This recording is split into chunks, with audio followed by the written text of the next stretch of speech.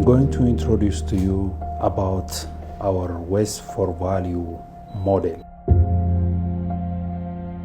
The population number of Ethiopia is close to 117 million. This is the second largest population in Africa. The average per capita consumption of plastic product is growing by 30.1% annually. There is also a poor plastic waste management and poor policy enforcement in the country. 1997 በፈረንጆቹ ጀምረን በተለይም የደረቅ ቆሻሻ ህግ የሚባለው ህግ ወጥቶ ስራ ላይ ውሏል። እዛ ውስጥ ለፕላስቲክ የተሰጠው እይታ በጣም ደካማ ነው። NCA and PETCO Ethiopia bring their own model and take the lesson of both organizations to have a perfect model in the waste management sector. They finally call the name Waste for Value model. የተጠናው ጥናት እጅግ ከፍተኛ እድል የሚፈጥር ነው። እንደ መንግስትም ላይት እንዲያደርግ የሚችል ሰነድ ነው የተሰራው። ኢቨን አፍሪካ ደረጃ የኮምፖነንቱ ሲታይ የፕላስቲክ ዌስት የመለያት የደበት መንገድ ከፍ ያለ ነው። በጣም ኮምፕሬሄንሲቭ ነው። በቀጣይ ለሚሰሩ ስራዎች ሁሉ እንደ ፋውንዴሽናል ቱል የሚያገለግል ጥናት ነው። The Waste for Value model initially introduced back in 2019 in refugee camps in Gambela. Initially we started with one cooperative by the time, and then we scaled up to 23 small and medium enterprises in various corners of the country. This model has been accepted by the government of Ethiopia and also positively impacting the social structure and the cohesion of the people at all levels. The collected amount of this PET goes to the recycling company, and the recycling companies process these PETs and export the products to the international market.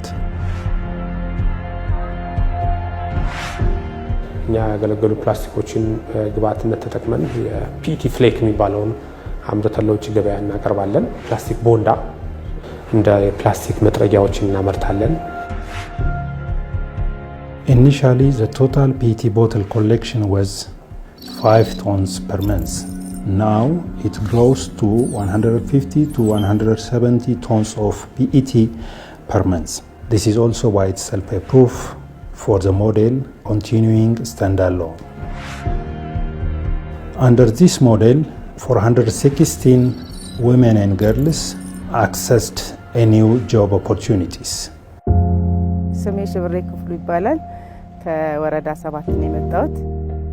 ከዚህ በፊት ምን ሰራው? ያው እንጨት ሸክማ ነበር።